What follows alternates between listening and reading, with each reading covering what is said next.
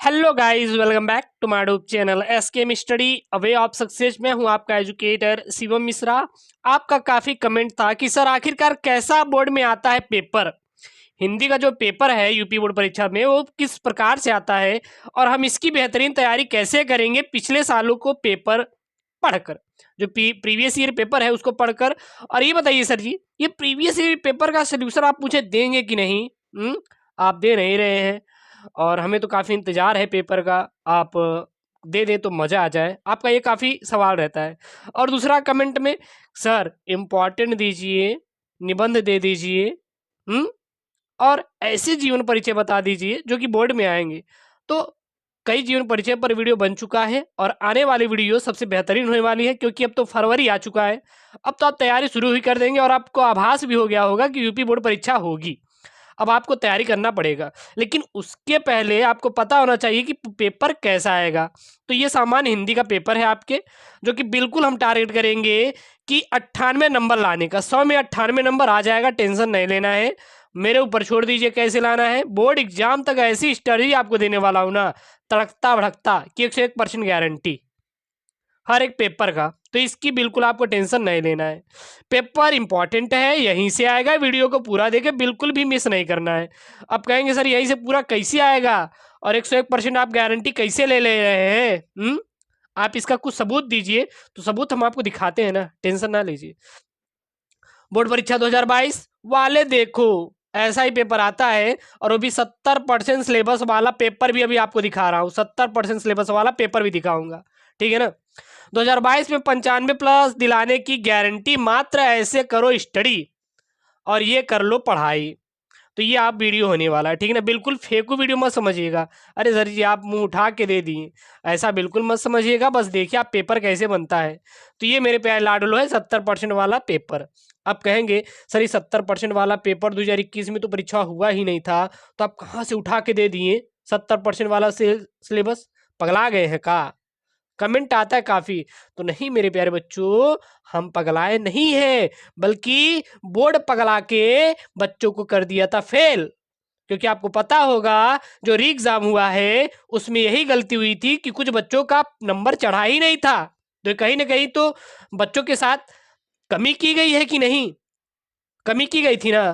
तो उन बच्चों का हुआ था री एग्जाम। री एग्जाम मतलब कि दोबारा पेपर लिया गया था, और ये पेपर हुआ था सितंबर में।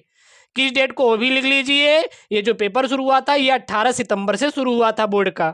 तो वही है हमारा 2021 का 70% सिलेबस पर आधारित है। हिमांशु यादव जी ने पेपर दिया था और मैंने उनसे पेपर को ले लिया था, ठीक है।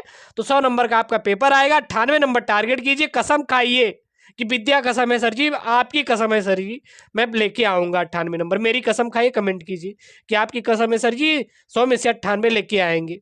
तैयारी मैं करवाऊंगा, टेंशन ना लीजिए।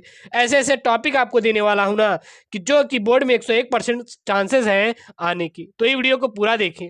तो सबसे पहले समझ लेते हैं कि पेपर किस प्रकार से आने वाला है। हूबहू पेपर आएगा, हूबहू 70% सिलेबस पर आधारित यही पेपर है।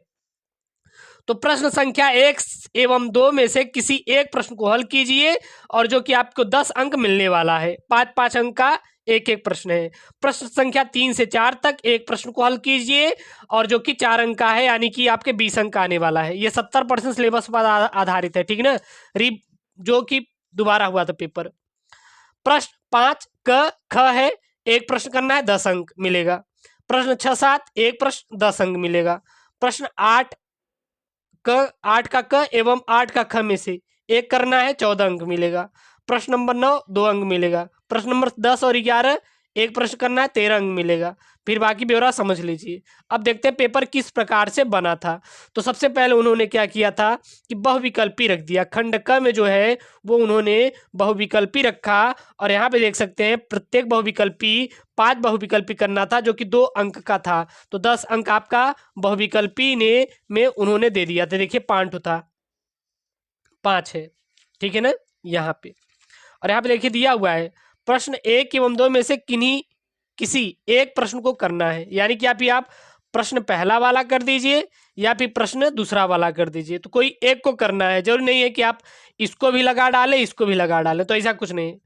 प्रश्न दूसरा कर दीजिए चाहे आप पहला कर दीजिए, बस। तो ये आपको बहुविकल्पी होने वाला था।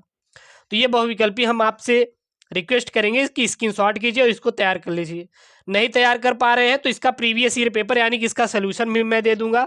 सन 2022 वाला जो पेपर आएगा तो सन 2021 वाला न्यू सिलेबस तो जुड़ा रहेगा, ये 100% श्योर है कि पेपर जुड़ेगा जरूर इससे कहीं ना कहीं।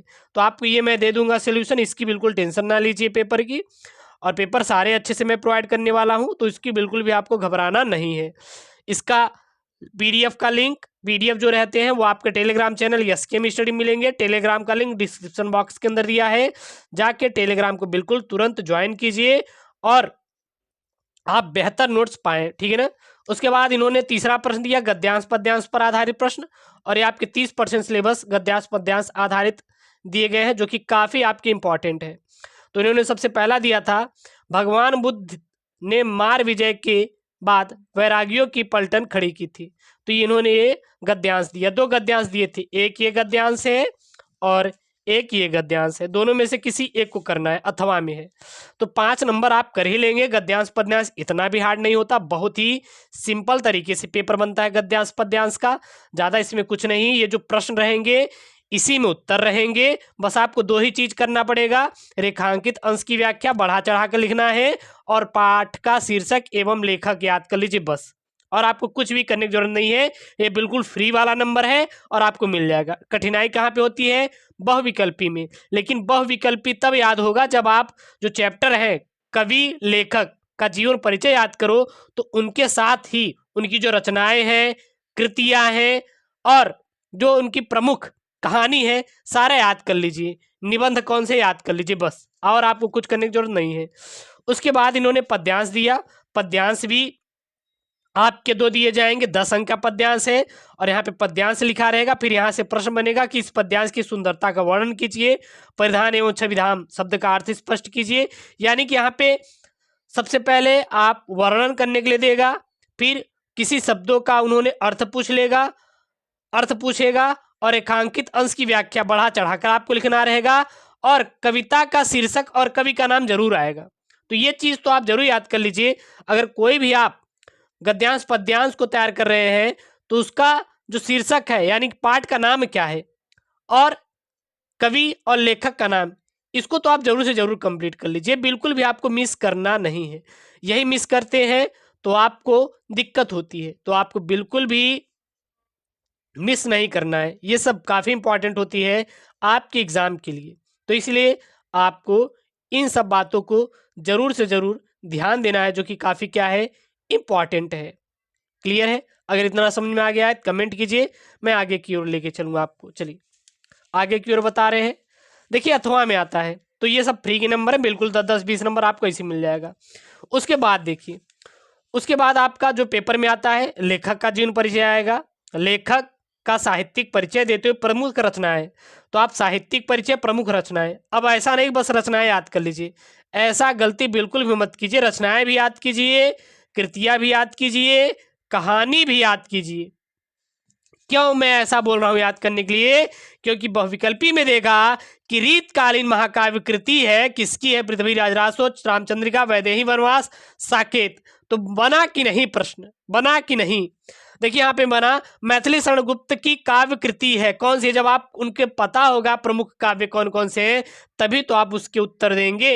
आप बताइए, वीडियो को बीच में छोड़ के मत जाइए। और मुझे पता है जो जो वीडियो पूरा देख रहे हैं ना, वो 100% बोर्ड में अच्छा नंबर लेके आएंगे। लिख के ले लीजिए, ये शिवम आपको गारंटी दे रहा है, लिख के, बिल्कुल लिख के ले लीजिए कि आप अच्छा नंबर लेके आएंगे, ठीक है।